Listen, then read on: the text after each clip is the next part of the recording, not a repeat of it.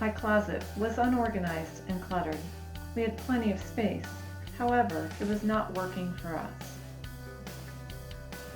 Too many open shelves that revealed the messy folded clothes. My plan was to better utilize the closet with more clothes storage, maximizing the height to be able to keep everything in one location and organized. We gutted the closet. We patched and painted.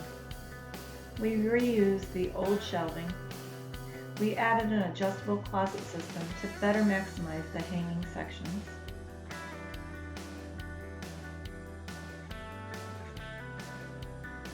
We painted beautiful dressers, DIY'd the bench for comfortable seating, and built the sliding mirror jewelry cabinet.